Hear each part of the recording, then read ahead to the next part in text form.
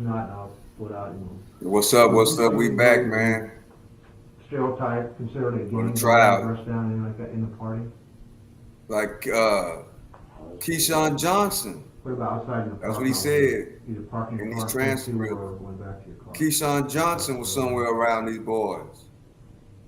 Okay. Now you ask. What's up, chat? What's up, chat? I'm not going to stream the whole thing, just probably about an hour of it. Okay. In the parking structure, you see some people Meat running. and potatoes is when we find out if Keefe D is going to take the stand or not. You know, coming in from Fairfax. From Fairfax. Holland, and So, and you, from there, are you in your car this time, or are you out? See, like this is when Keefe D was Are you in telling, your car? giving his testimony to the cops when they brought him Okay, in. you were waiting for valet to bring your car up, correct? Okay, when the car comes up, I mean, when was the first time you heard that Biggie had been shot? Was it there in the parking structure? the parking structure. What people were saying, Biggie's been shot, or did any particular person tell you? Yeah, they were just running, the crowd was in, the whole crowd. So Keefe D was there when Biggie got shot too. What? That's what they're saying right here. Okay. Then you were directed by the, as your lead. So when Biggie got killed, Directed by a police officer. Keefe D Turn right was as you there turn right, as turn well. back.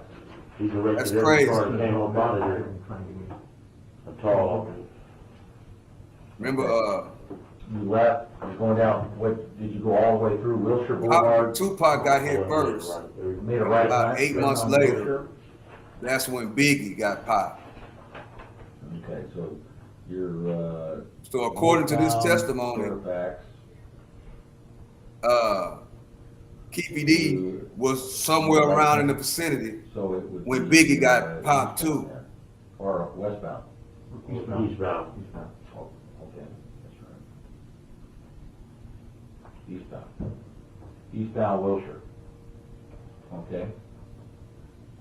Then. Keefe D should have just kept his mouth closed, Chad. For real, for real. That you made, On the bread. did you make a left or a right? Right. A right on La Brea? Then where did you go? To the 10. 10? Yeah, went to the marine. See, let me make sure everything working correctly. You went to 10 freeway? Yeah, we ready to ride. We ready to ride. Okay, and you went directly to the marina to go eat? That's you, Wendell, and Wonder Mike, Let me see. Jerry's Deli. What's up, chat? What's up, chat? Jerry's Deli, This is the Keefe D Tupac murder trial. Yeah, now Compton Court. I had about, What time did I get there? Yeah. Oh, it was, I was on the, See, let me put up a poll. I'm sorry. at the Southside Slayer in, Let me put up a poll, chat. Jonesboro, West Jordan. Well, you and I were speaking, See, I think, Yeah, Mr. right Paul, you here. were there. Probably so. Fred and I were talking about homicide investigation. Yes, I think you were there. Yeah, I think so. Rags, Ragsdale. Yeah. I'm quite sure I can put up a poll through the streaming And, service. your son. I just haven't was figured in out how to elementary do it school, yet. My son, when you lived in Phillips Ranch. Oh, yeah? Yeah. How- I remember seeing you there. That's true, Yeah. that's true. You no longer live in Phillips Ranch. No. Uh-oh. That was years ago. That Yeah, was what, yeah. 91 or That's 2. quite a something time. like that. I still have a house there, though. Oh, you do? Yeah. You rented it out, or? Yeah, I didn't sell it. I have family members living. Okay, just want, about what time do you think you got to, what time did you leave the parking structure approximately, do you recall?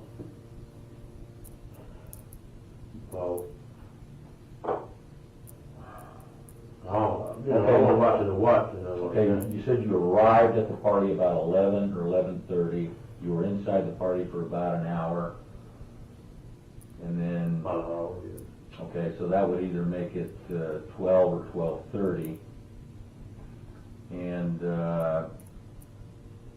when you left the party, so, and, okay, driving time from there to Jerry's Deli, they were right around, what, Just about one. about 1 o'clock, would you say? Yeah. 1 a.m., okay. I say about 1:30. Okay, between 1 a.m. and 1:30? Yeah, about 1:30. 1:30. Okay, and how long were you at Jerry's Deli? I mean, Then an hour. Okay.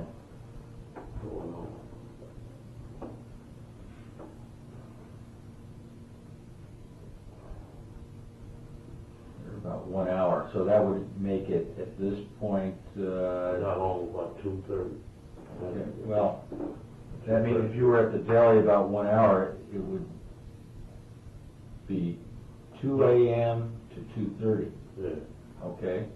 Now you gotta drive from the marina, where you went I straight dropped from Wonder Jerry's? Mike off in the same Okay, area. okay, then you dropped off, Wonder Mike.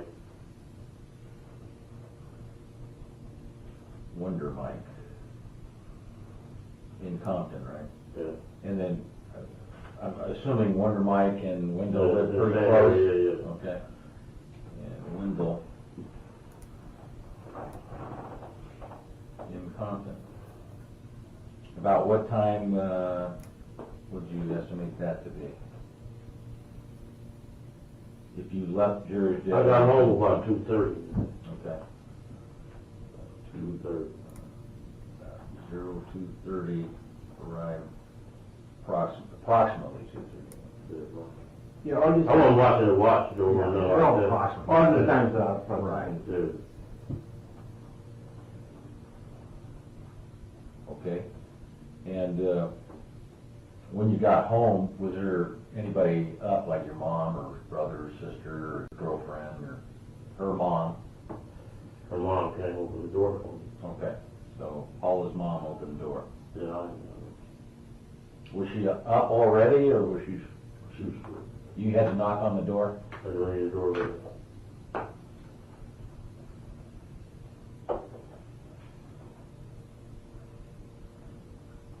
Yeah, I had on blue sweats. Okay. So And then, Blue and with the white, you know, that Michael Jordan jumpsuit we got out, that blue one. You know what I'm talking yeah. about? Yeah.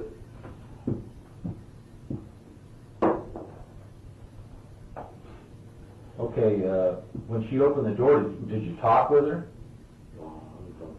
I mean, did you tell her anything about the events that happened, like Biggie had been shot or anything? She's 73 years old, you know. So, Yeah, you know. so No rap music, huh? No, she was the only one up at that time? Yeah. Okay.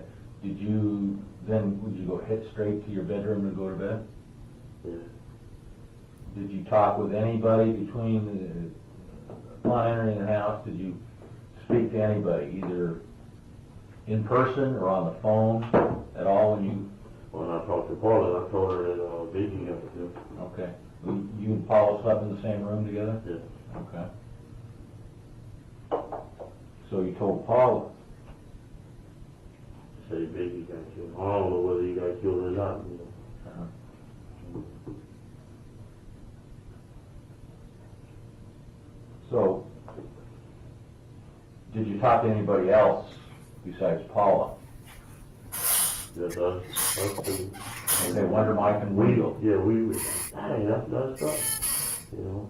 Okay, from the time you were at was about ready to leave the party to the time you arrived home, the only people you talked to were Wonder Mike, Wendell, Paula's mom. You may not have said anything to Paula's mom. Okay, and then you talked to Paula. Was there? You know what's anybody crazy else? about this, Chad?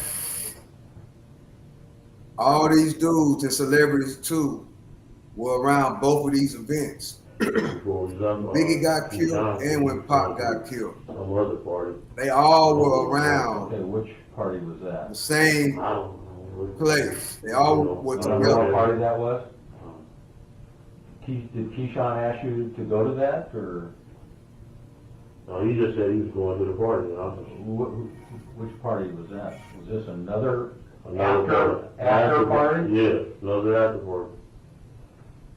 Okay, do you know who held that party? Was it a star that had the party, or? I don't know. That's some mansion or something. I don't know. At a mansion? And where at? And up there where the matches be, in Beverly. In Beverly Yeah, or Hollywood, wherever, I don't know. He just said he's going to a party. Okay, and you had no idea where that party was? No. No, I don't mean to rush, but I do have another appointment downtown at 6. Okay. Okay, So, if we want to talk to Keith in just the call me. future, Call me. we'll call you. Sure. And also, Yes, sir. I have a kid's sister-in-law. Her name is Gina Davis. She said that police have been going to her house, knocking at her door, looking for her, and she has nothing to do with this thing. And she expressed concern. That's one thing about covering these trials, She and watching these expressed trials. concern about, It's what's boring around on her. certain She's points. wonderful. So if I told her I'm Where gonna does she check with live? you. Let me ask you a question. I shouldn't even know of it. No, No. So I said, Yeah, I was gonna check with you guys, if you Oh. guys wanna Hey, talk to her, Cooper let me came know, over here. if not, Oh, Cooper's over Yeah, he's been over windows, he's been everywhere. yeah, so, there? Oh, no, Norwalk? yeah, it's no. Long Beach or I Norwalk. think that's no. Have you talked to Detective Cooper? You know. Yeah, I talked to him on the phone, he said, Oh, okay. man, we know you ain't did it, but we think you can clear up the air or something. I said, man, I can't get you know it. When was that? When did you speak with Detective That Cooper? was, the day that you were there over our house. Pardon me, the day? You were there when, you remember y'all Oh, were yeah, there? yeah. Oh, you talked to him? I called him all day. Okay, that's right. Yeah, now the point with Gina Davis is that, I told her I'll check with you guys. If Detective Cooper goes there looking for her, she's not gonna talk to Detective Cooper, I want Cooper to know that. If someone wants to talk to her, just call me. Okay. I'll make her available. But if someone goes there without, being cleared, she's not gonna talk to her anymore. Okay. I said, we have Okay. 15 people working on Hey, this. what's up to Don? Yeah, but I was up on the parking garage, Yeah. man. I didn't see nothing or nothing. All I did was her Okay. ears. Chris, real quick, and we'll get it in schedule. Okay, this is northbound up here. This is the museum right here. And this is the parking structure. This is Fairfax going north. This is the street. You said you were going south on Fairfax, then you pulled into the parking lot when you first got there? Legal term, yeah. Yeah, right. Yeah. Give me a ticket, but I'm not gonna take it right now. Bill said that he's not a traffic cop, so. I'm ready to do it, right? Yeah. Okay, you turned in here, Yeah. and you said, was it valet park? Yeah, it was, Okay, you the valet put- pulled up in here and the man was right here with the valet. Right. Okay, so you got out here, then you went up There. to the party. There's a lot of people here, Right. got my pass, went on in there, Okay. Now, when you came out the same way? same way. Okay, down this door. Now, it was the stairs with the rails. Right. I'm gonna have to We reset went down that. right here. Okay. It's not When looking you how I came, like it to was, look. Biggie Glad I down checked. there already? Yeah, Biggie's name was in front. He was getting in their car. Okay, they were parked here in front? Yes. Okay. Both of them I'm were- glad I checked. Okay, most of hers. And you know which one Biggie got into? He got in the front one, and, the boy got in the back one. Then, Jermaine the Freeman that was behind him too. Who was? Go ahead. Jermaine the Freeman, the little guy, Oh, you know, Damien? his little crew, yeah, they were. Right, Damien, okay, yeah. In a different car, right? Yeah. I know some of them dudes there, I was hollering at them, whoop, whoop, and they left out. There we go. Me and Keyshawn was standing over here, by the cars here, waiting on the man to come. I'm glad I checked, Chad. Ran in here, I didn't even hear no shots. I just see the crowd running, I was like, man, Okay, had you received your car yet? no, Okay, so you were still going there around? ain't another car yet. Did you see them leave the area? Biggie and his entourage? You see him pull out and? Not really, I just seen a lot of cars just leaving. Okay, so you saw them there and you just continued over? Over there in my car, yeah. Okay, and then approximately how long do you think it was when you saw them take off, that you saw these people come cattle rustling back in there? Between the 5 and 10 minutes. It was quick. And then, that's when it comes running around here, okay. Yeah. Were you in your Running car around. or are you still waiting for I'm it? still waiting. Okay. How long did it take them to get your car? I'm talking somebody inside the crowd and from the time it took you to egress and egress out. They pulled over Keefe first, then they pulled over mine. Okay. We, you know, like came together, really. Okay, so you're inside here, and when you leave, did you go out this way, or did you? Going out this way. And Okay. the man was standing right here, this way he was standing, letting people out. Okay, He was making sure they go right, so, okay. you know, because that is an illegal turn, you turn it up. You know. I'm gonna go there, you know. Okay, you said this individual was a police officer? Yeah, he was tall, about 6'4", blonde hair, real tall, yeah.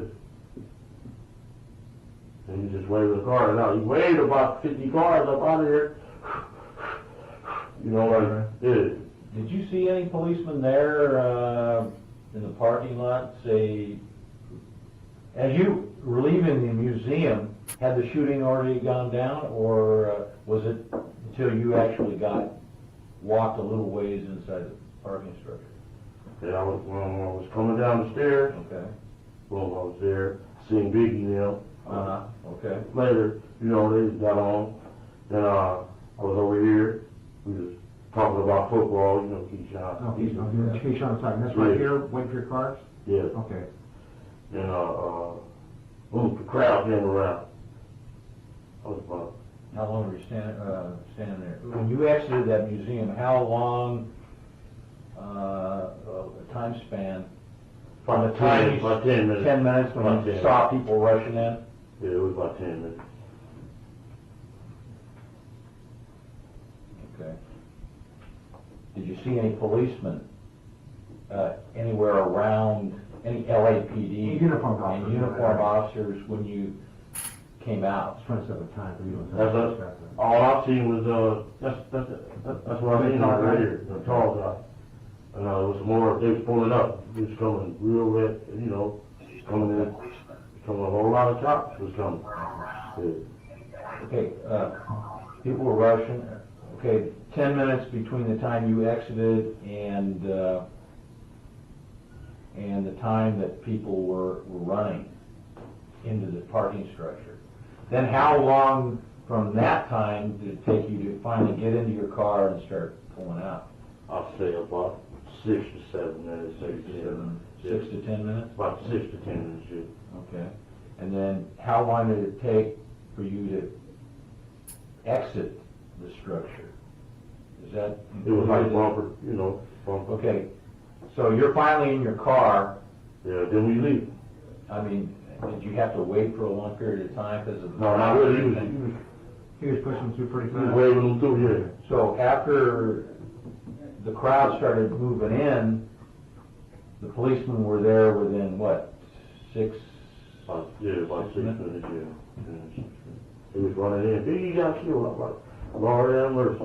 You know, I had been at one of them before, and over there in Inglewood, and they made everybody spend the night at that hotel, and interviewed everybody that was there. Which hotel? This was at by the farm. What, that shooting you're talking about? Yeah, with the shooting in it. I was like, you know, that was kind of strange for him to be waving people out, so, you know what I'm saying? Okay. I appreciate your time. Yeah, okay, and feel free, again, if you need something, because I tell you, when I first got word that you were interested in talking to him, my advice naturally was, don't talk to the police. I told him, I won't hide it, I said, don't. But he insisted that he wants to Get this over and with. talk to you. So he's doing this on his own. No, I He said he understand. wants to talk to That's you. why Yeah. we had no Yeah. problem with you coming down with him, but Yeah. it was solved. Yeah, he insisted. I will check on that, here's everything, I don't know. Yeah, he When you talk to my dad. Yes, Sean, Talk to Sean Holmes. What did you talk about? He said the FBI is all over me, man. I don't want you guys catching my heat. Stay away from me. Who said this? Sean. Oh, yeah. Really? Yeah. Did you this little C, did you talk to him? For a few minutes. I mean, That's the person that slid the invitations. Sent me the invitation. Oh, okay, you got the invitation from Little C? Yeah, him and a manager. A manager? the M&A manager, he got So a lot of braids, you see him, Oh, yeah. anywhere that side kept. Right. Yeah. Said, Combs said FBI is all over me? Yes. That was,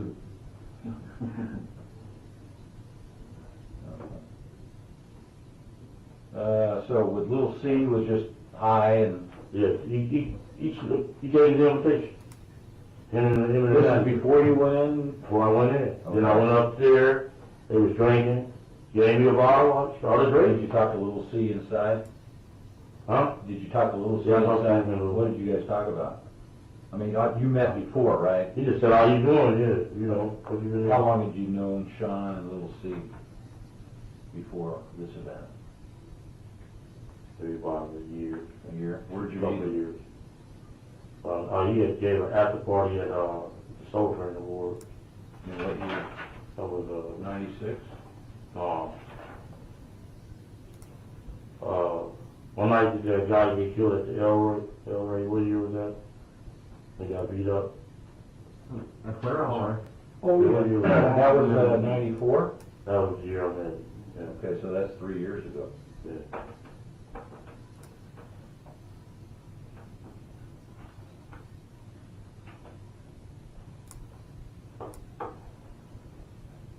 You make the phone call? No, yeah, okay, I'll make a phone call on my Okay. behalf. Okay. Man, thanks. Hey, I appreciate it, Keith. I appreciate, because I'd like to talk to you again, and we'll call your attorney, and you have no problem? I ain't got no problem. Okay. I'm good. Okay, I just go to from 7 and run and everything. Sure.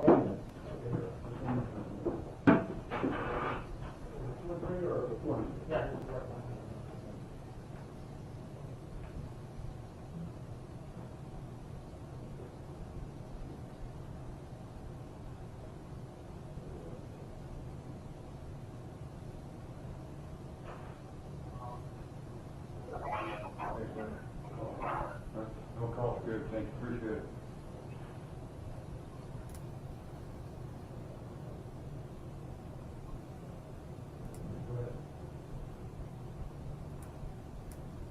Okay, hello?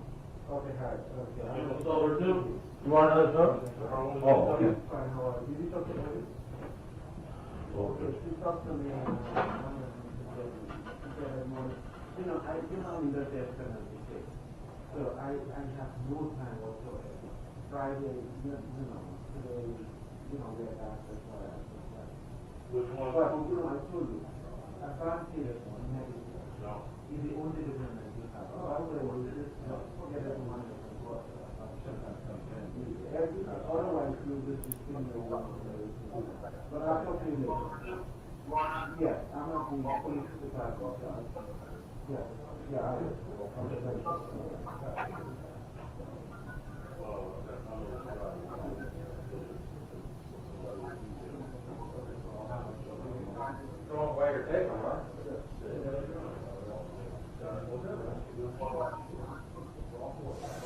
All right, finally it's over.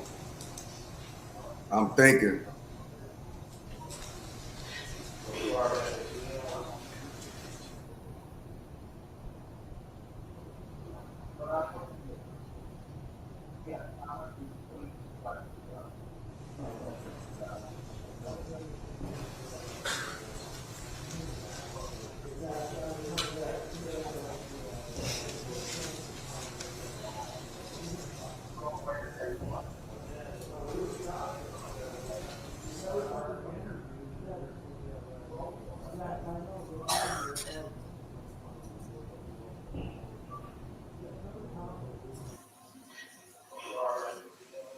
All right, who's your next witness? All right. Thomas Curry.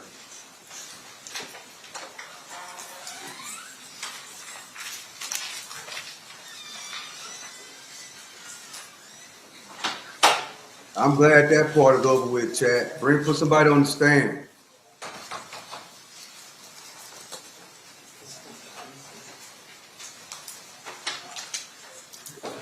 That's crazy to find out though, Chad, that Keefe D was on both scenes of Biggie and Tupac. You do solemnly swear the testimony you're about to give in this section shall be the truth, the whole truth, and nothing but the truth, so help you God? I do. You may be seated. May I please have you state and spell your first and last name for the record? First name is Thomas, Thomas. Last name is Kern, Kern. Thank you, sir. Whenever you're ready, Mr. DiGiacomo, you may proceed. Thank you. Sir, how are you currently employed? I work for Customs and Border Protection at the Chicago Laboratory as a latent fingerprint examiner. I'm going to take you back 30 years ago. Okay. 30 years ago, what were you doing for a living? I had just started here as a crime scene analyst. I was in my first year. What does a crime scene analyst for the Las Vegas Metropolitan Police Department do? Basically, it's a response to like crime scenes to recover evidence that was potentially left behind during the incident. Things like burglaries, we would go look for fingerprint evidence, maybe sometimes broken glass, those sort of things, and we would collect that from the scene and bring it back to the lab for potential use later. Did you have a field training officer on September 7th or September 13th, I guess it is, of 1996? I did. And who was that? David Lemaster, that's Lemaster. Do crime scene analysts respond to the coroner's office for autopsies to document the body and collect any evidence that the doctor pulls out during the course of an autopsy? Yes.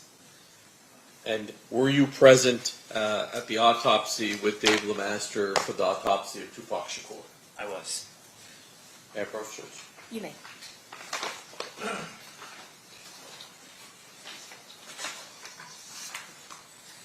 going to start with state proposed exhibits 44 to looks like 56 there. Just want you to flip through those.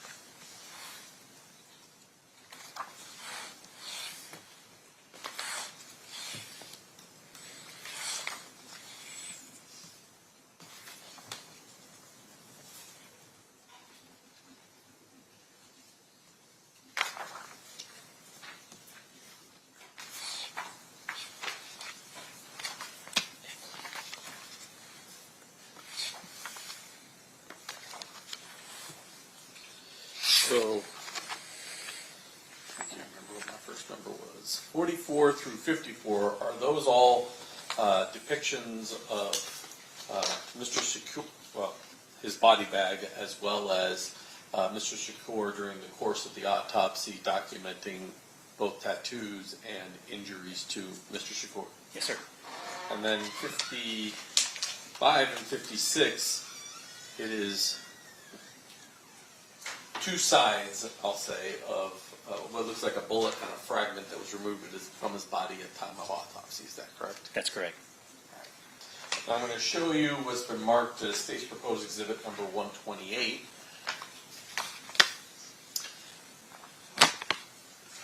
From looking at that,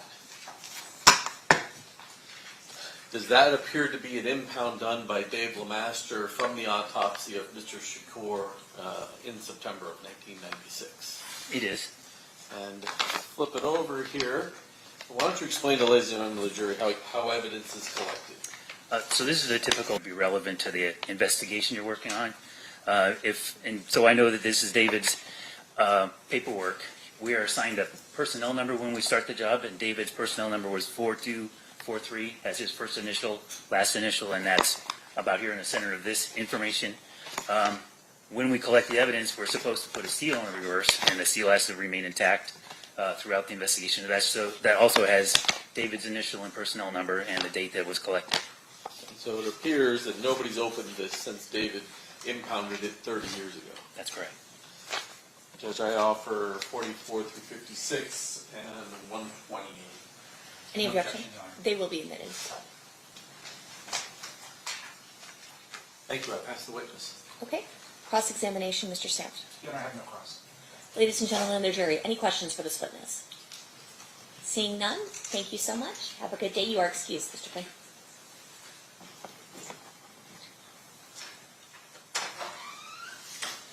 who's your next witness? Dr. Lisa Gavin. Okay. Lisa Gavin.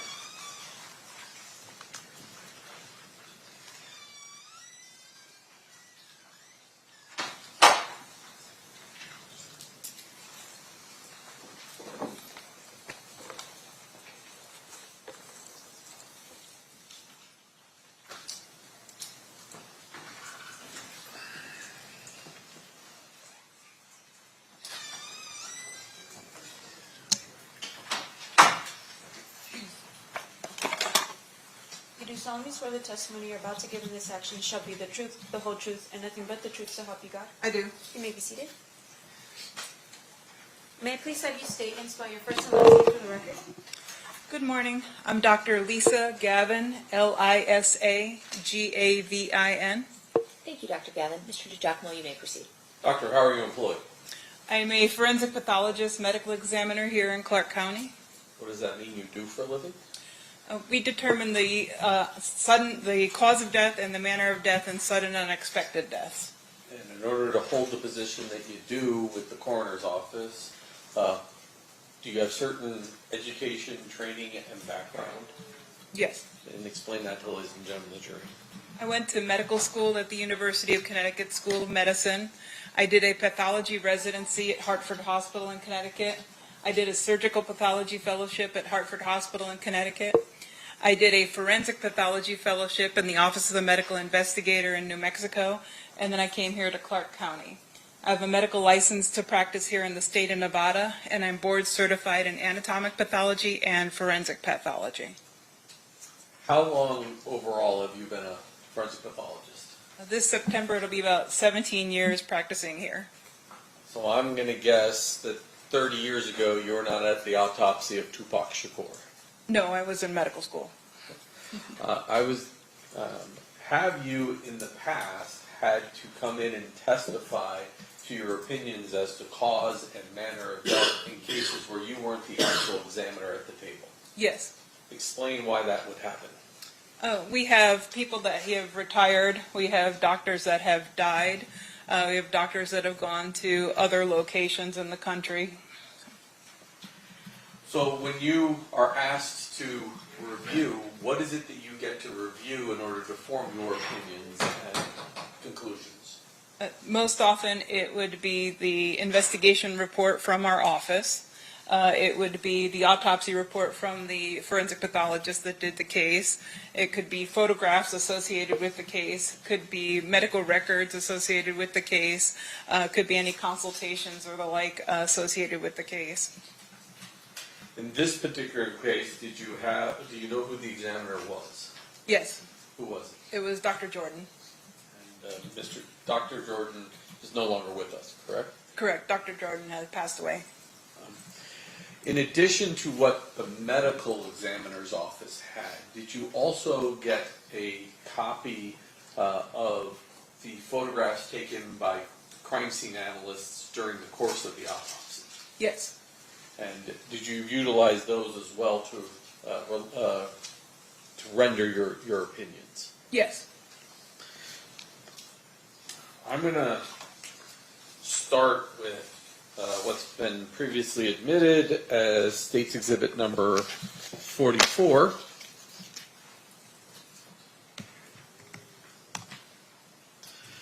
Now, as long as you don't click that mouse, there should be a nice little arrow that comes up and you can point to it. What are we looking at in State's Exhibit 44? In the background is a green body bag, and the way that we sealed the body bag to preserve the body as evidence is we put this little blue tag through the eyelets of the zippers as they come together to demonstrate that the body was received, placed into that sealed body bag, and then received in the office with that seal intact at that time. Similarly, we also attached onto that area what will become the toe tag, the identifying marker for that particular body, that particular individual. And if I zoom in on that,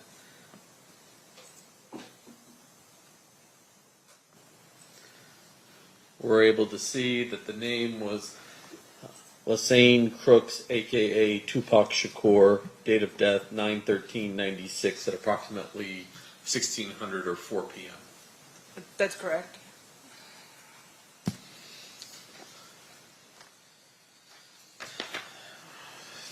45. What are we looking at, Doctor? This is just opening up of the body bag, and then one of the first photos that was taken at the time that the body bag was opened, demonstrating the decedent and the condition that he was received in and the body bag. And from reviewing the medical records that were part of the coroner's office file, did it appear that Mr. Shakur had survived his wounds for some period of time? Yes. And a lot of what we see on these photographs are evidence of medical intervention? That's correct.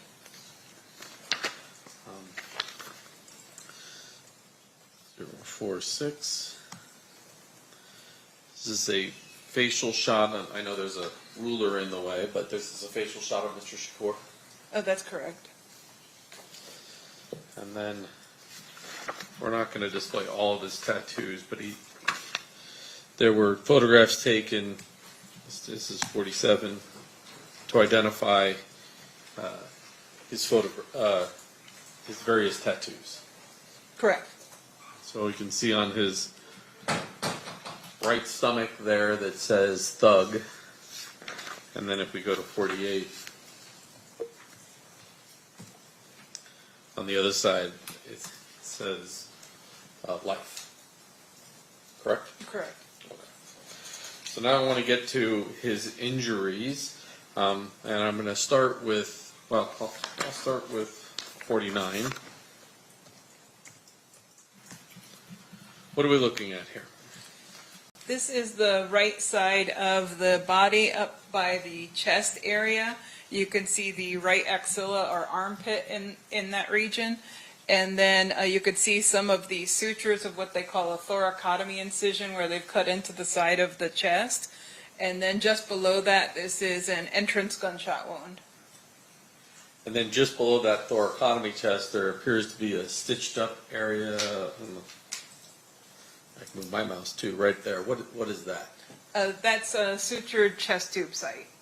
So he had a tube there to help drain some of what was going on in his body. Correct. And in the previous one that had all the medical intervention, you could see from the left side there was a similar chest tube on that left side.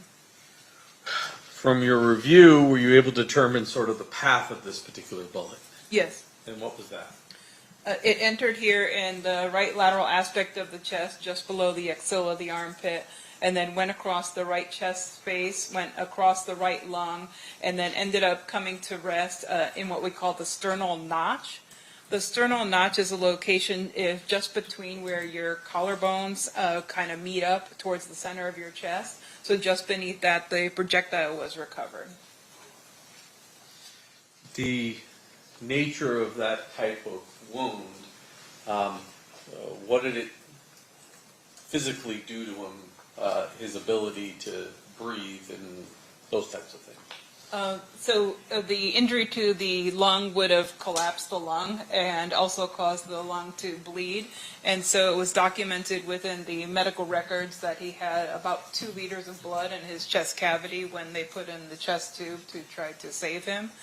And similarly, they ended up removing that lung to try to save him and kind of clamp off the bleeding. And then he already had multiple episodes of not becoming responsive, so he wasn't able to breathe. He was bleeding out in that area from that injury. Additionally, I guess I should have asked this when I was back on some of the prior pictures. We're going to see a lot of pictures, or we have seen some pictures of Mr. Shakur while he's alive. We're going to see some video of him alive. He certainly looks a lot skinnier in those pictures than he does in these pictures. Is there a reason why he's so bloated in these photographs? After they've been on the life support system, you end up not being able to circulate the fluid in the body that they're trying to give you, and so it kind of seeps into the tissues, and it makes your tissues look kind of bloated and literally bloated. I'm going to move on to his next wound, State's Exhibit number 51. What are we looking at here? This is the right lateral aspect of his body, so his right flank and his lateral aspect of his right thigh. And then his backside of his right hand is also within this picture. The ruler, though, is identifying what? The ruler is around the right lateral aspect of his thigh, so the right thigh on the lateral side. And what is that? And that's an entrance gunshot wound. And can you tell me the path that that bullet took? Yes. And go ahead.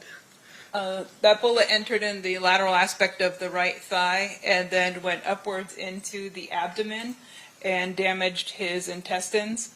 They ended up operating there and removed a portion of his intestines, and then during that surgery they recovered another projectile. State's exhibit number 52, and you can see it in 51, but now the ruler is on, oops, try that again. Now the ruler is on that lower mark. Describe that for us. This is like the lateral aspect of his body, or his right flank. And this wound does not penetrate into the body, but it kind of causes this deeper abrasion in this area. So this could be from like a spent projectile that might have hit something else and then hit his body, so it lost its momentum to be able to penetrate into his body further. So it kind of hit this area and created this wound on the side of his body. Were there evidence within the medical records that Mr. Shakur had received bullet wounds sometime prior to the injuries that caused his death? He had some scars in other areas of his body that were suggestive of that. State's exhibit number 53.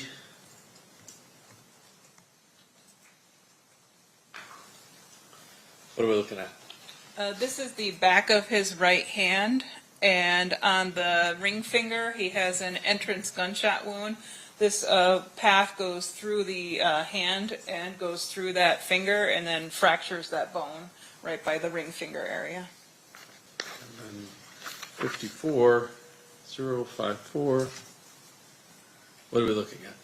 This is the exit aspect of that wound that we saw the entrance to on the back of the hand, and it kind of exits out the underside and partly in the webbing between those fingers. Now you mentioned that during the surgery, UMC would have recovered one bullet, and then autopsy, another bullet was recovered? That's correct. And so, as it relates to the autopsy, showing you State's exhibit number 55. What are we looking at here? This is the projectile that was recovered during the autopsy. This was the one underneath the sternal notch to which I referred earlier. And just so the jury understands these when they get the back room, that's the same bullet, it's just taken from the opposite side. Yes, we take multiple angles of those projectiles, photos of multiple angles. Your Honor, just for the record, what exhibit number is this one? Mr. Distracted? 56. Okay. Doctor, in addition to not only the photographs, were there other records identifying Mr. Shakur within the coroner's office records? We have both some medical records and some photographs, as well as the autopsy report, the investigation report, and the toxicology report as well. Did you also have an affidavit from Mr. Shakur's mother indicating that's her son and he's dead? Yes. And were there also post-mortem fingerprints taken to confirm that information? Yes. After reviewing all of those records, do you have an opinion as to the cause of death of Mr. Shakur? Yes. And what is that? He died of gunshot wounds of chest and abdomen. And do you have an opinion as to the manner of death? Yes. And what is that? Homicide. When a medical examiner uses the term homicide, what does that mean? The simplest form is death at the hands of another. Thank you. I pass the witness. Cross-examination, Mr. Sant. Yes, Your Honor, thank you. Dr. Gavin, good morning. Good morning. How are you doing? Good, how are you? Good, thank you. Just a couple questions. Your testimony here today revolves really around your review of the record. that was laid out 30 years ago. Yes, that's correct. And so, fair to say, of course, that keeping records would be very important in your line of work. Yes. In the event that in the future, something that you do while you're on vacation somewhere in the Bahamas could be testified to by another doctor. That's correct. Now, with regards to the records that you saw here, is it Dr. Jordan. Was there anything missing in your review of those records in terms of record keeping or anything like that? No, but we only took a few photos at the time of autopsy. At that time, they used Polaroids, or they used film and cameras. And so we had few photos of the body itself. And so consequently, the crime scene analyst photos were helpful for being able to come to determination in addition to the reports. Right, so the way we're able to explain it to the jury today is that you reviewed the record as well as any photographs that were taken at the time of the autopsy. That's correct. Okay. And once again, going back again to my original question though, is that, was there anything at all in review of Dr. Jordan's records or record keeping that would have indicated to you something that should have been done differently with regard to Dr. Jordan's work? No, nothing that I could see in my review. Okay, and fair enough to say, though, that you're not really there to critique his work as much as it is to relay what you read in the record to a jury like the people that we have here today. That's fair. And once again, a critical review of someone's record is a little bit different compared to just reading what was done and then relaying that to a jury. Yes. Okay. What is the difference? I think the scrutiny that you can utilize in those kind of details may be something that becomes relevant for a particular case.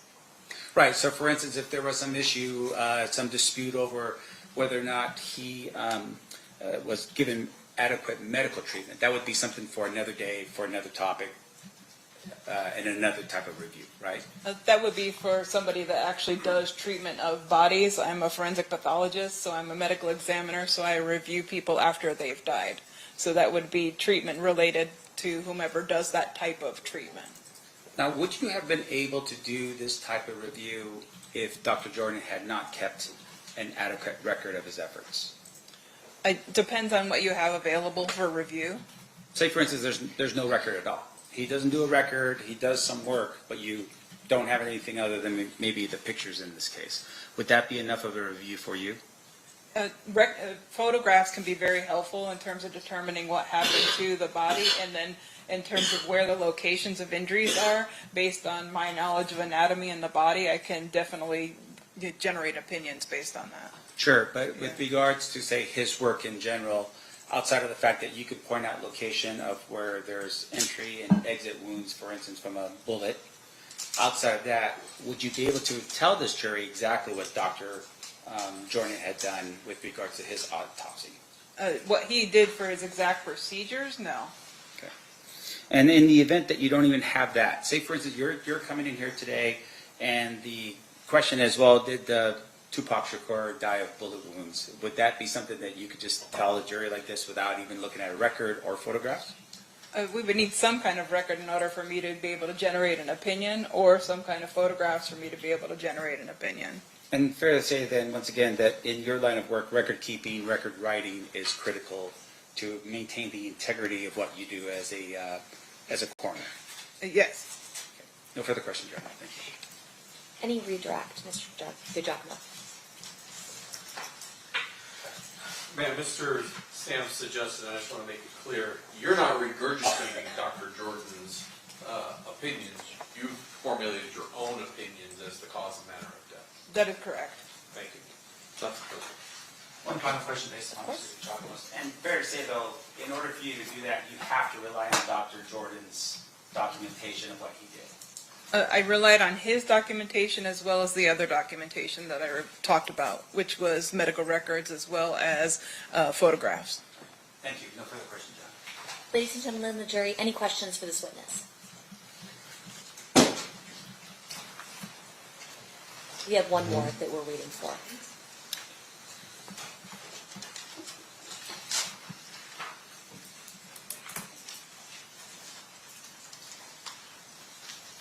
I have the parties approaching.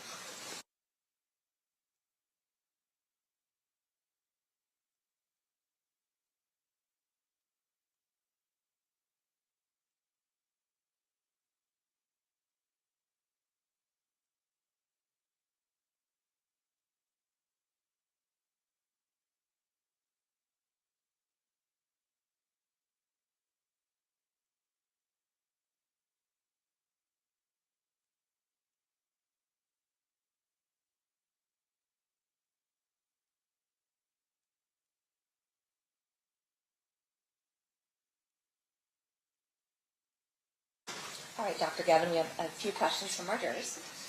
Were there any wounds to the head that you or Dr. Jordan observed or noted? No, there were not. And then, were all the bullets found of the same caliber? I don't know what the caliber of the other bullet was, the one recovered at surgery. Okay, state any follow-up based on those questions. Do you even know what the caliber of the bullet was that was covered in autopsy? No, I don't know this caliber. Is that something that is not in your realm of determination? That's correct. Thank you. Mr. Sims? Doctor, I'm assuming you're probably going to say I don't know, but are you aware that if any Metropolitan Police officer or expert came forward to take a look at those fragments that we're looking at now, or any other fragments that were recovered from the body? No, I don't know. You don't know that? I don't know whether or not somebody did that. All right, thank you. No further questions. Okay, thank you for being with us, Dr. Gavin. You are excused. Thank you. You're welcome. Next witness. Just before we call the next witness, I have in my hand State's Proposed Exhibit number 59, which is a certified copy of Marion Should Knight's medical records from UMC that night. Any objection to the admission of those records, Mr. Sims? No, you're not. All right, those will be admitted. I apologize, I don't know his name, but he is the custodian of records for MGM surveillance. Okay.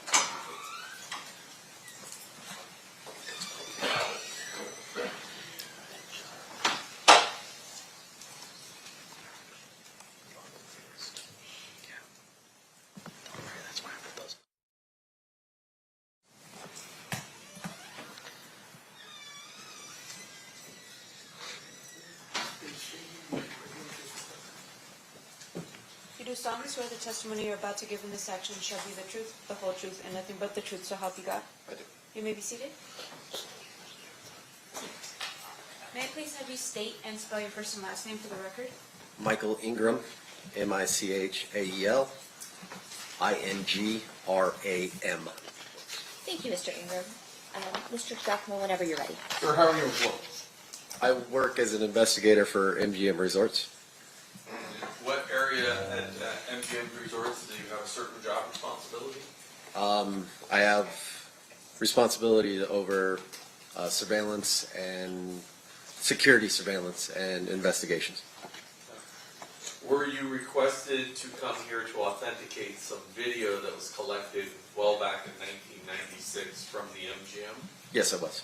And have you had a chance to see any of that surveillance? Yes, I have. Okay. Did MGM keep a copy as well?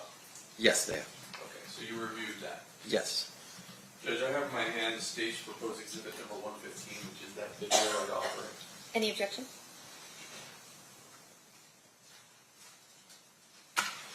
No objection, Your Honor. Okay, that'll be admitted. So I have three different camera views,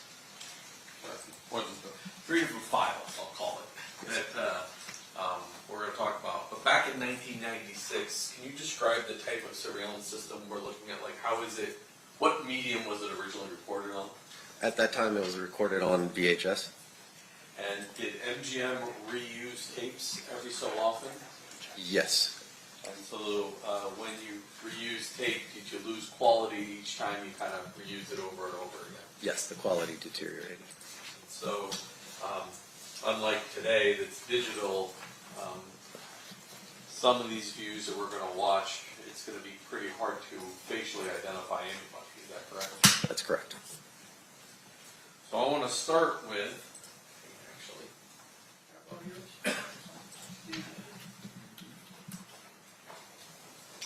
I just marked next in order.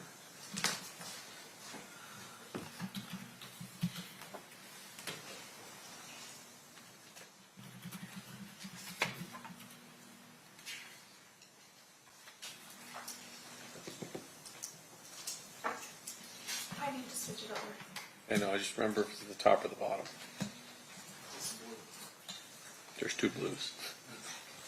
Oh, this one? Yes, it's switch it over. There you go. It doesn't work that way. They require. All right. I'm going to show you the State's Proposed Exhibit number 144. You recognize what that is? Yes, that's the MGM grant. Is that currently the way the MGM grant looks? The general layout of the the casino or the hotel, yes, it's the names have changed and stuff, but Okay. the property is the same. So we don't know if this is from 1996 or if it's from 2002, 2010, when in the last 30 years, but generally the layout's been the same. Correct. Put this up, ladies and gentlemen of the jury. Your Honor, if I could, Oh, I moved to bit 144. before we move to admit, can I just ask a couple more questions of this witness with regards to this particular? You'd like to order on this issue? Yes, please. You may. Sir, with regards to the photograph that's been marked as proposed State Exhibit 144, can you tell me if you can read the locations that are on that particular map? I can read most of them. There's one that's a little fuzzy to me. Sure. And in terms of your review of the surveillance video from DMGM, fair to say that what we're about to see would indicate where the camera location was, including the name of the area that would correlate with what you have out there on the map? As a general rule, yes. Okay, thank you. Well, I have no further questions. Any objection then to No the objection. admission of it? It'll be admitted. State, you may proceed. Thank you. There's actually two areas on this I want to talk to you about before we show the video.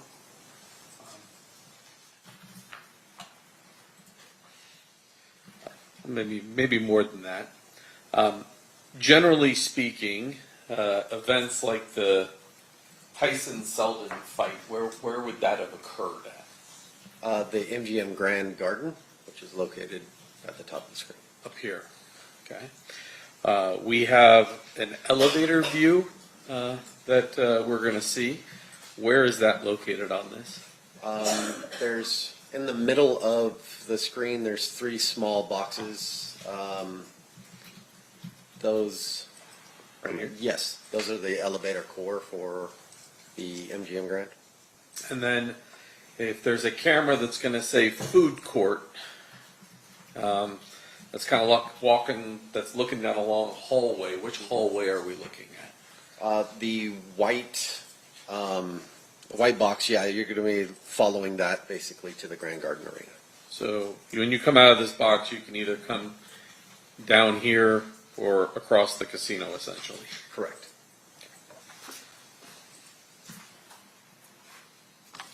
So now I'm going to start with, if we can go back to me.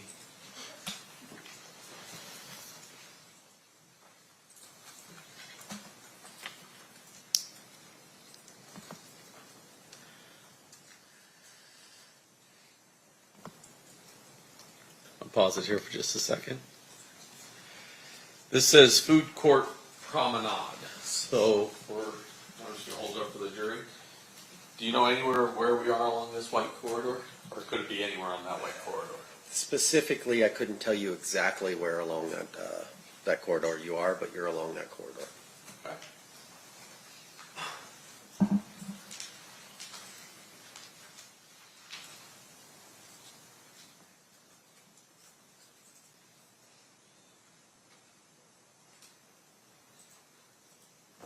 And I'm going to stop it. Oh, maybe a little farther. This person right here, we're going to see in some of our other videos, wearing a Dan Marino Miami Dolphins jersey.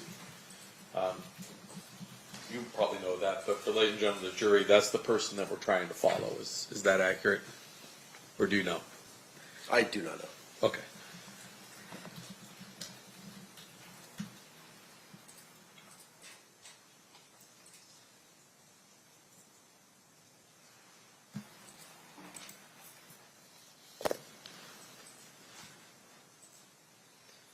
Now we have another camera view of this long hallway. From this, can you tell generally where in that hallway it is, or once again, we're just somewhere on that white hallway? Somewhere along that white hallway.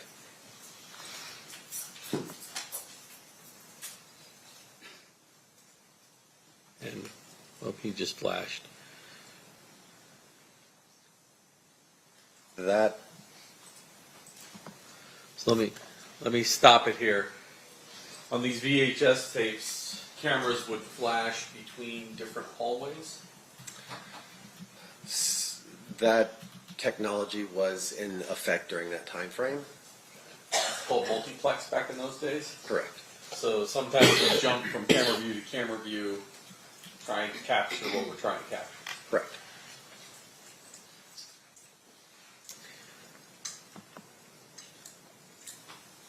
We can see the 13 on this jersey right here with the gentleman walking behind him.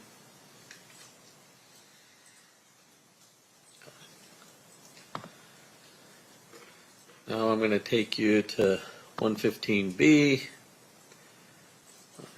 I don't know why I did that.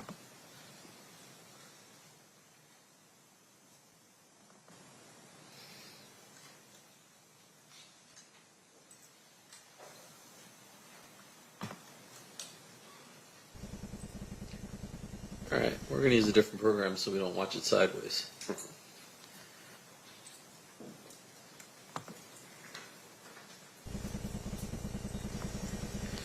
And I'll turn my volume off because there's no volume. Now this is that elevator core that we saw. Please switch over to me for just a second. Over to you? You mean the dot cam? Yeah.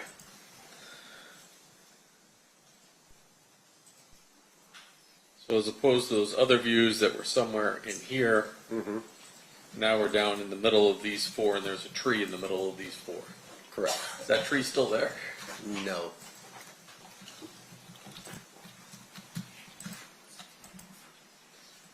And unlike the other camera, this one is a movable camera that goes back and forth. Correct. Go back to you. Yeah.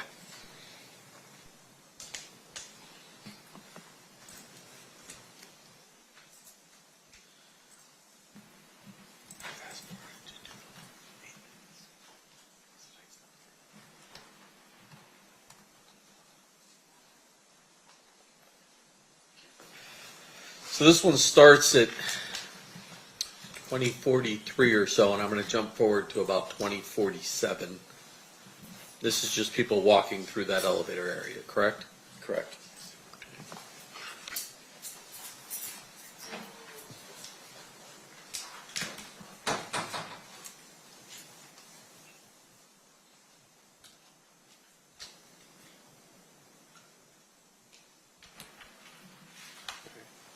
Close enough. We'll start at 2046-33.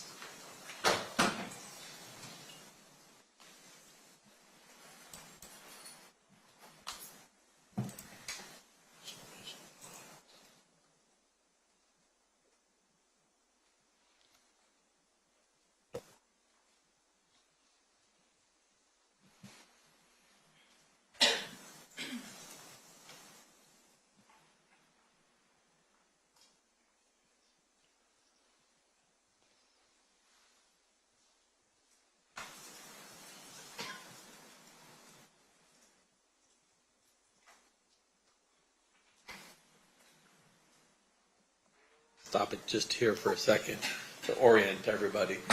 So the camera, is it being operated manually by a cameraman so he can stop it on something that he's looking at? He can stop it at a location, but that movement that you saw was just the camera in rotation, just scanning the area. But if it now stops and focuses on someone, there's someone in the control room that is able to stop and go, hey, something's going on. And, Yes. okay.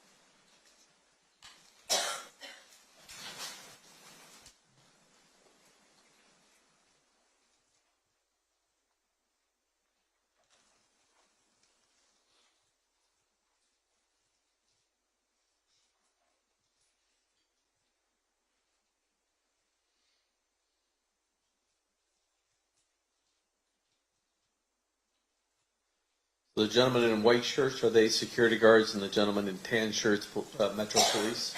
Yes, sir.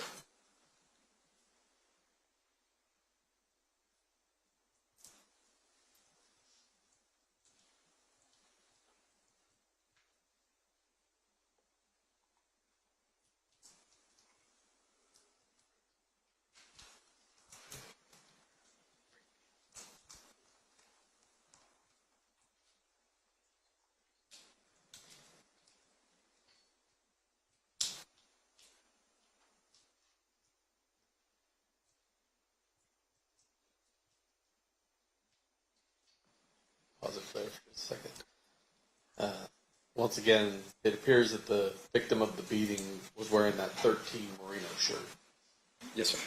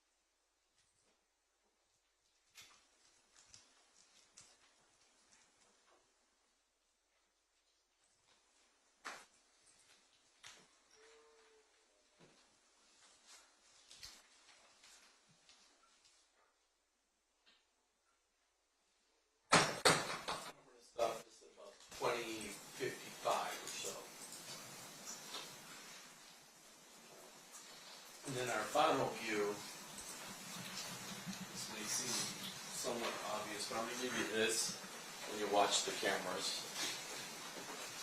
After we're done, I'm going to ask you generally where those people that we see leaving the area of the elevator after the fight, where they go.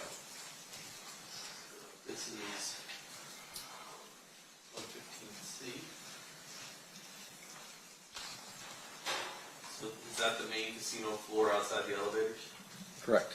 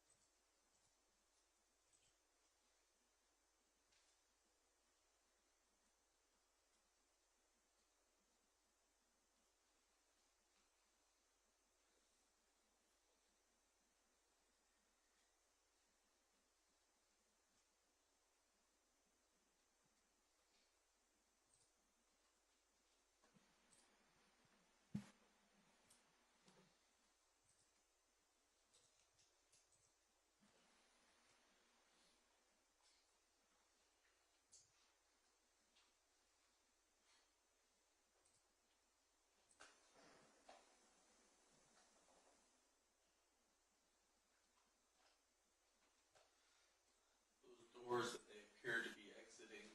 Can you generally tell me where that leads out to?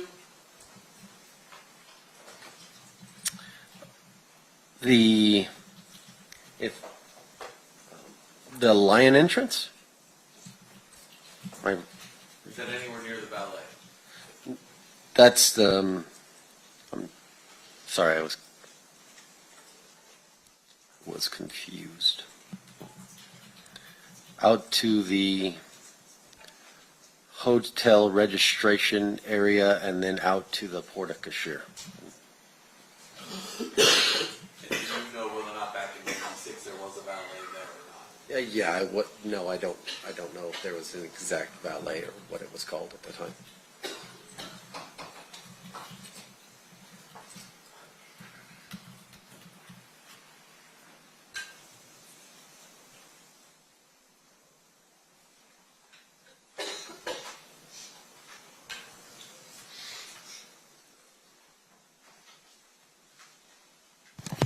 Thank you, sir. Judge, I pass the witness.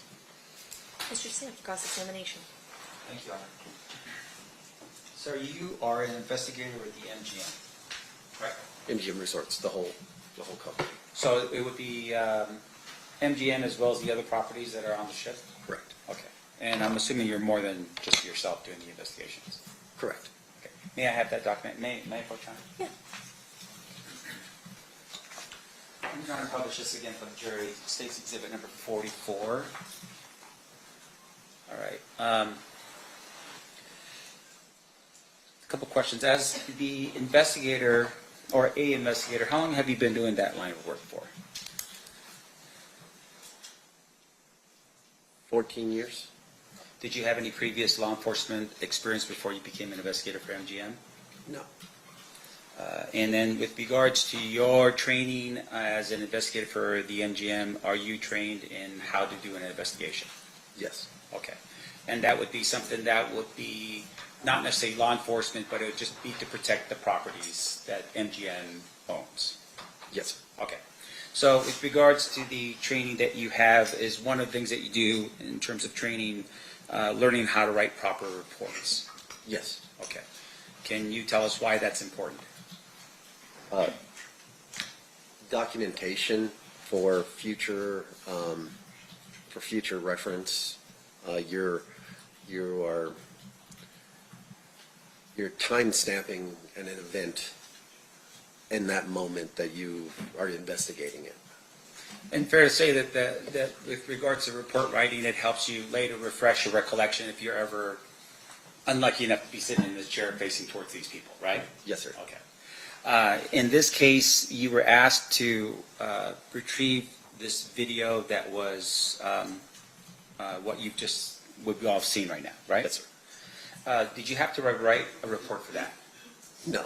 Now, you had shared with us earlier that you had reviewed the videos. Anything about the review of the videos that would have required you to put it into a report? No. Okay. And you were going to, I must have cut you off. You were going to say something. Did you want to finish? I did not, like you said that I provided this video. Yes. I did not provide this video. Okay, so, and once again, we want to make sure that we're accurate, right? So what is your role in this whole thing and what you did here? The video that we all reviewed, to be able to say that it's MGM Grand's video, that's MGM Grand's location, and whatever you guys want to talk about inside of the video. Right. So in terms of you verifying it, was it just you looking at the video and saying, yes, that's the casino floor of the MGM? Yes. In terms of the date and time, for instance, you're just relying on what's date stamped and timed on the actual video that you watched, right? Yes. I mean, you don't have any other way of verifying any of the time and date in this case outside of what's time stamped on the video, correct? Correct. Okay. And that's not a trick question. I just want to make sure it's like, yeah, you're good. But in terms of the case itself, was there an internal number that was assigned by the MGM property specifically as to this event in September of 1996?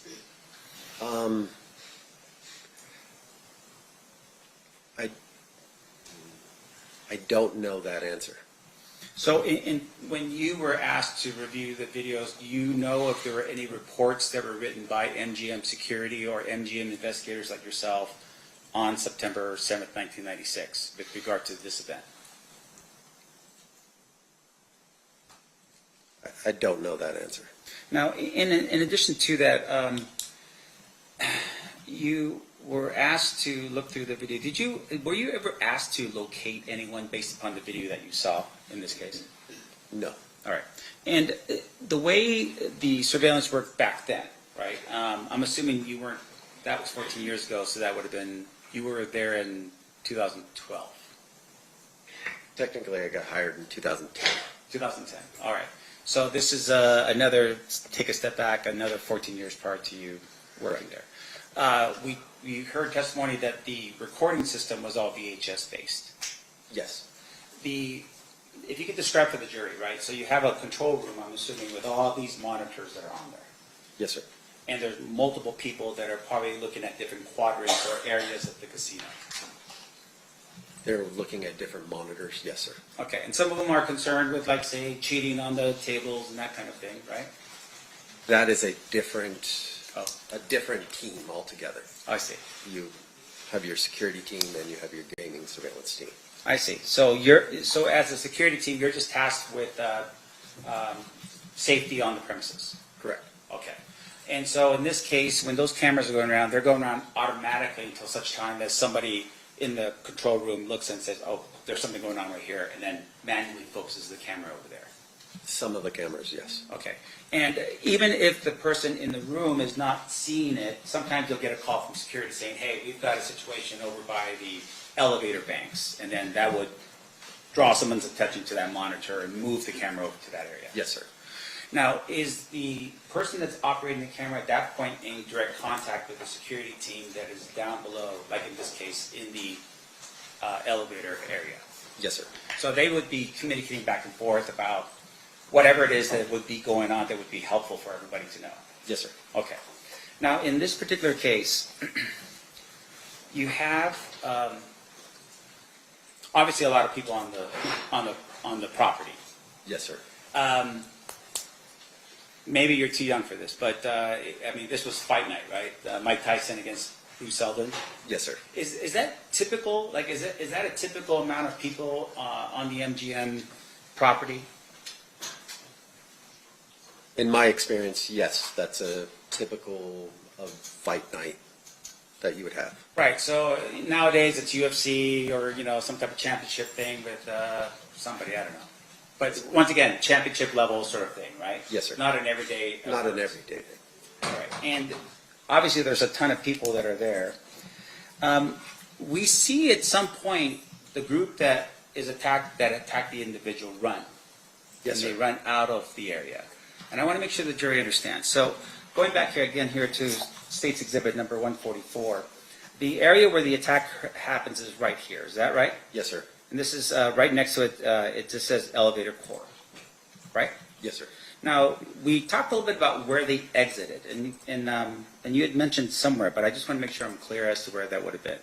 Can you tell the jury where they exited?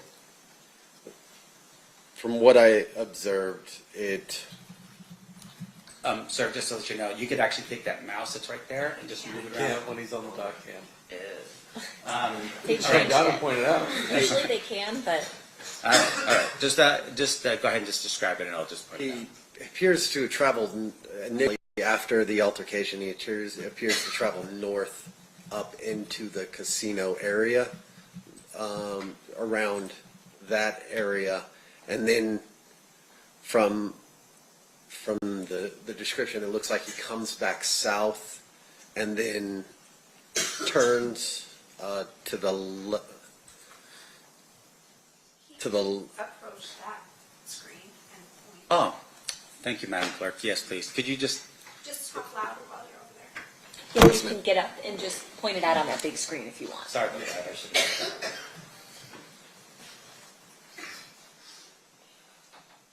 The altercation occurs in the elevator core. It appears that he travels up through this location on the casino floor, and then turns here and then comes back down. And it appears that he goes. I would have to watch it again. I'm a little confused on the exact route. There's only two routes. You either went out the Port of Brasher or went out the Lion entrance. But I'd have to watch it one more time to be able to confirm that. If we could ask the state, if you so kind as to replay that particular video back for the witness. She needs to put it back on me. Thank you, Madam Clerk. And once again, this would be 115C as in Charlie.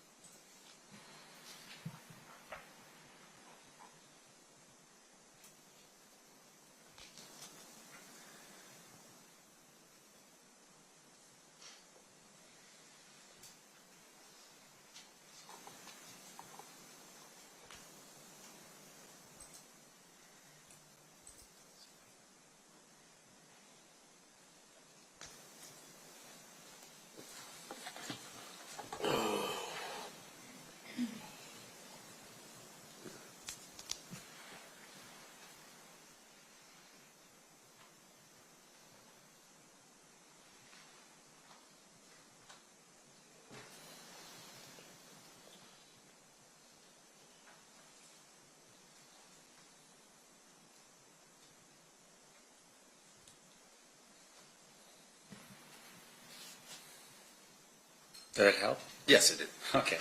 Let's show this to the jury then. Put this back up if you want to go on.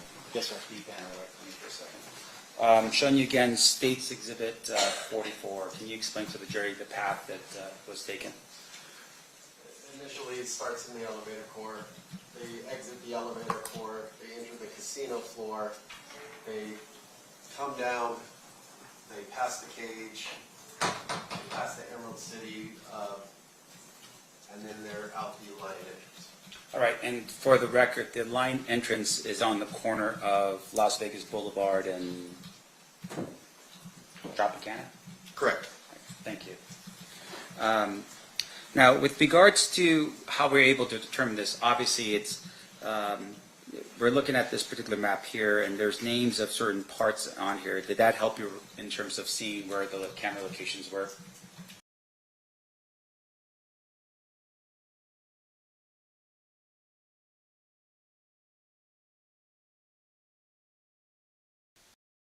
Was. Right. Okay. The map as well, can you point out for us the number of cafes that's located on the property?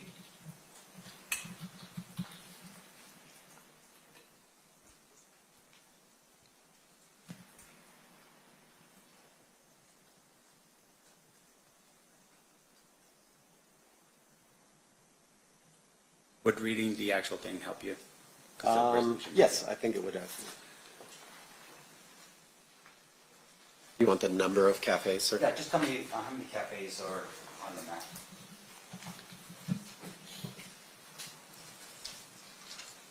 One, two,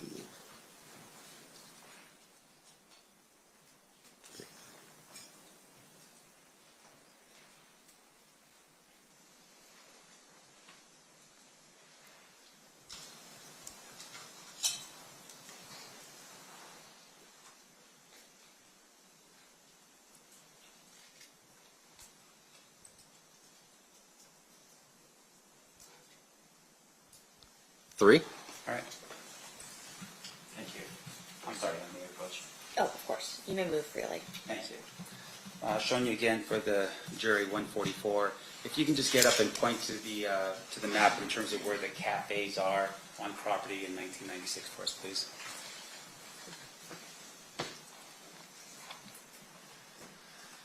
You have the Coyote Cafe, this video, I'm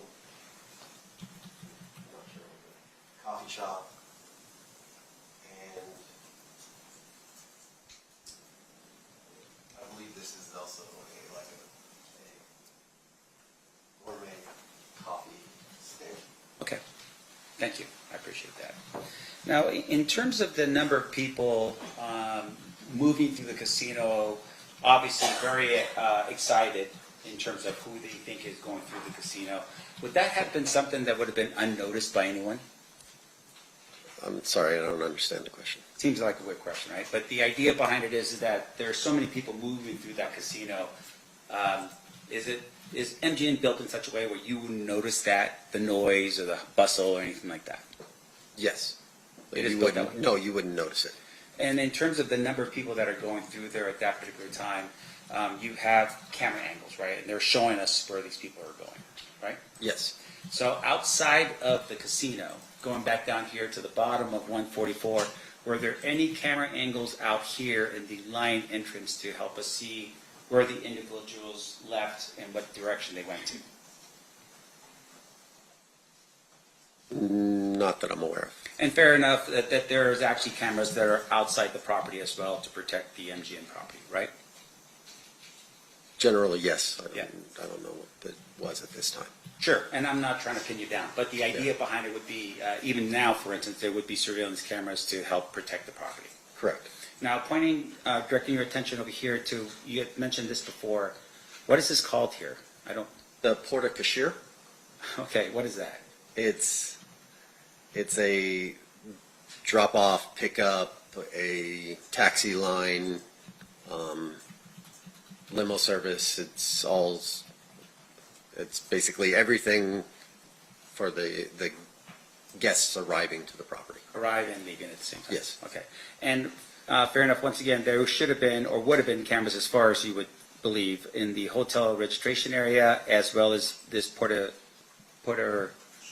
Sure. Sure, yes, sir. Thank you, Kashir. There would have been cameras there. At least now there are. Yes, sir. Okay.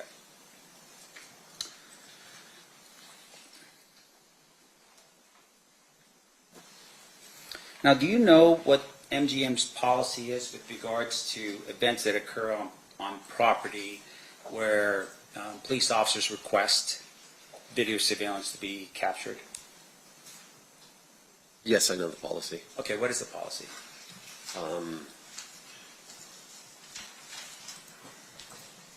The policy when police request video is they submit a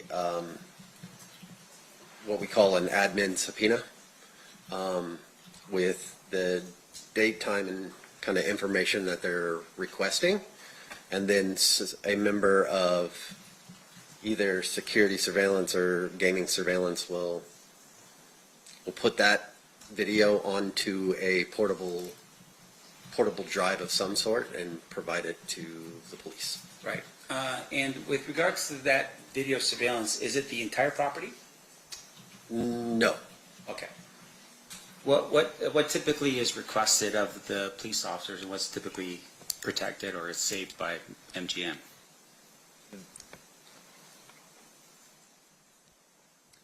Situations dictate, but whatever they're initially requesting, if they're looking for a physical altercation, that's what they're going to get, is the physical altercation.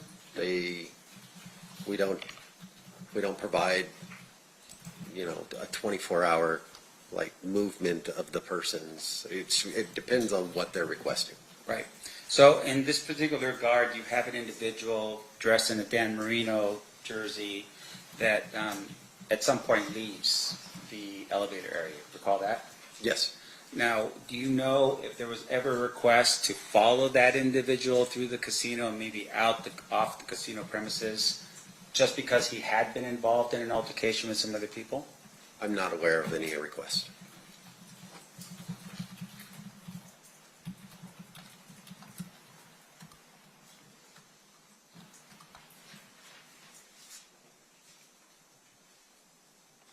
I have no further questions. Thank you, sir. Appreciate it. Redirect, Mr. Duffy.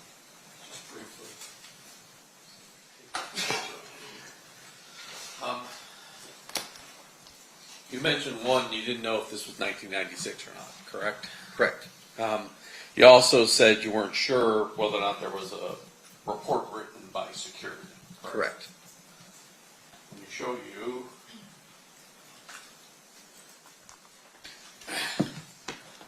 Does that document generally look familiar to you?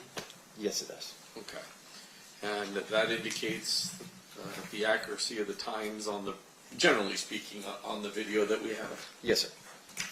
And I want to read that description to yourself.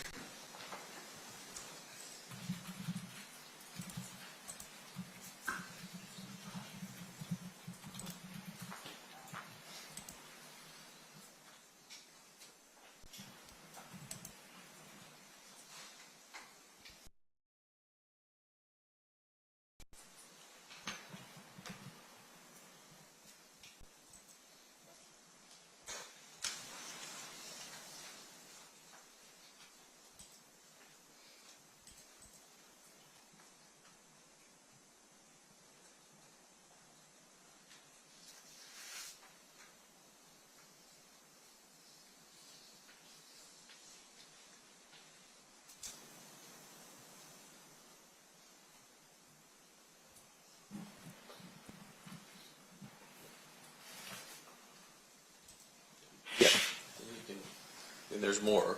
But, yes, sir. Based upon reading that, are you comfortable that the Coyote Cafe was present in 1996? Yes. And the report, does it indicate that Orlando Anderson was trying to, this person in the 13 was attempting to push past security into this cafe when he was attacked? Yes, sir. Nothing further. Any recross based on that, Mr. Sandwich? And I'm sorry, sir, I forgot your last name. Ingram. Ingram. Mr. Ingram, the report that you just read, did you, in terms of the report, fair to say the report is basically reflecting what's found on the videos that's been provided by the state? I'm sorry, I lost track. What? The videos that we watched earlier, is that what's in the report? Yes. So in essence, the jury can see the report for them, or see the videos for themselves to determine what was happening in terms of actions and what people were doing, right?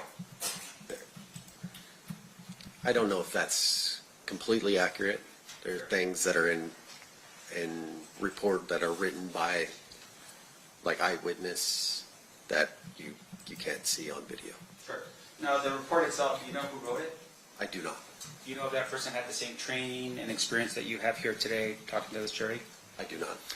And in terms of the report itself, is it a standard report that would have been drafted back in those days? Yes, sir. All right.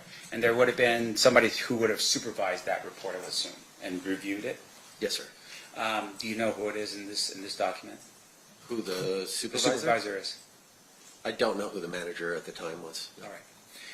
Once again, not you. You were 12, right? Okay. Young, yes. I have no further questions. Thank you. Just briefly. Mr. Sam said that only what was seen on the video is in this report, but there's actually a description of what what the person in number 13 was doing before we could see it in video, if you read the first. Yes, he.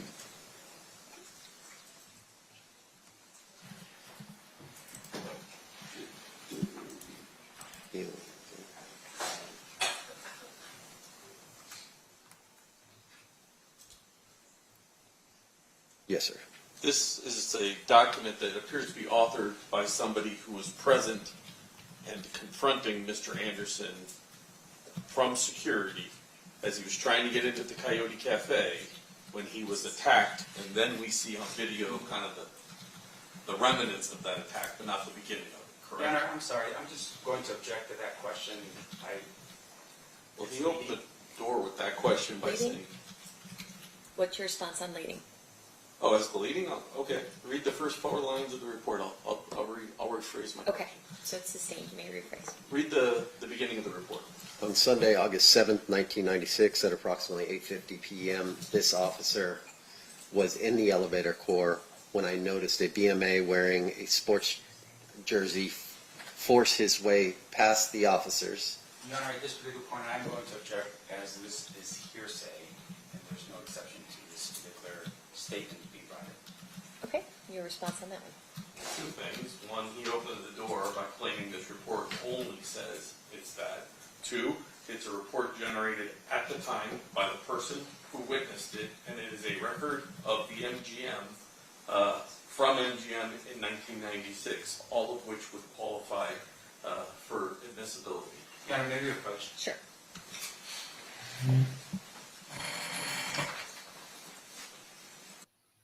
Well, sidebar. I wouldn't be surprised if they called a little short recess. Because that's what I'm about to do, Chad. Call it a little recess. So we can come back, reload the stream, and come back a little later.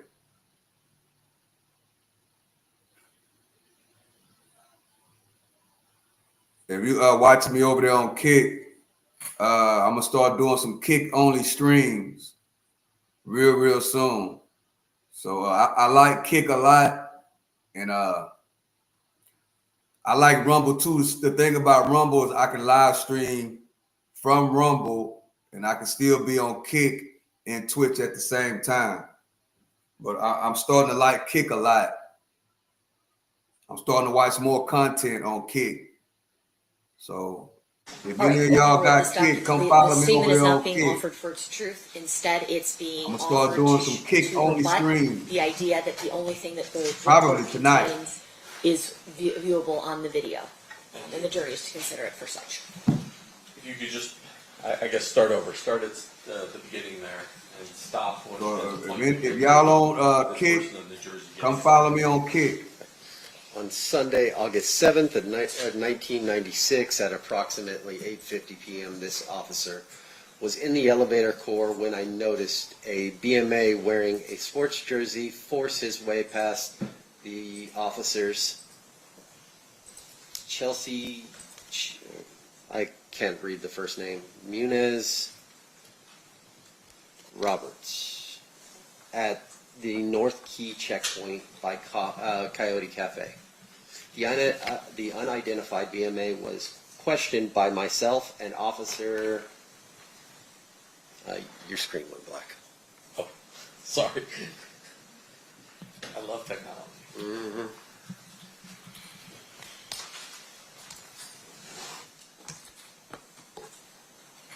Your Honor, maybe we put you again while Mr. Giacomo was working on technology. With Mr. Claus? Okay. Yes. Another sideboard, Chad. This is going to be a long trial, you know. They expect it to be a little bit over a month. So it's going to be, you know, kind of long. We're going to try to stream it every single day. Accurate officers whose name you couldn't quite figure out. The unidentified BNL was questioned by myself and Officer Gamba on the side of Coyote Cafe. The BMA was very uncooperative on answering our questions. While questioning the BMA, he continually kept looking over his shoulder towards the North Key checkpoint. It was seconds thereafter when I noticed a large group of BMAs force their way through the North Key checkpoint. The large group of BMAs, approximately 20, were running right in our directions. As they got close to the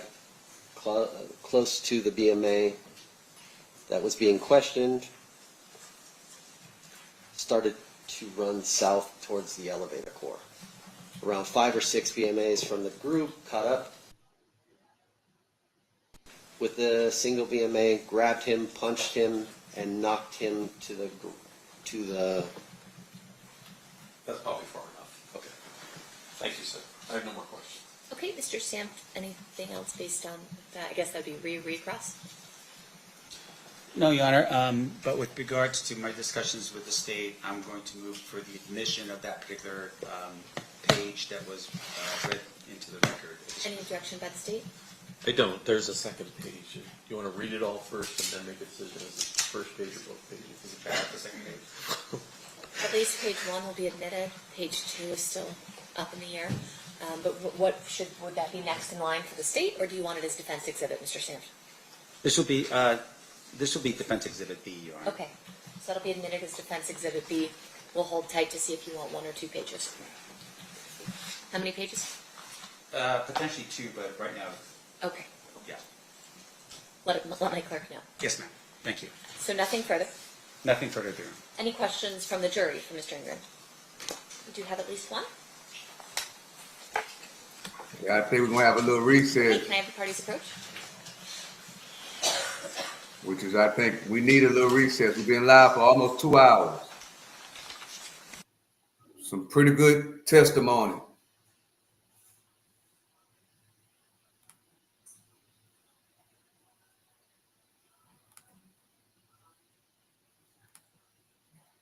They're doing a pretty good job of painting a picture on how all this started.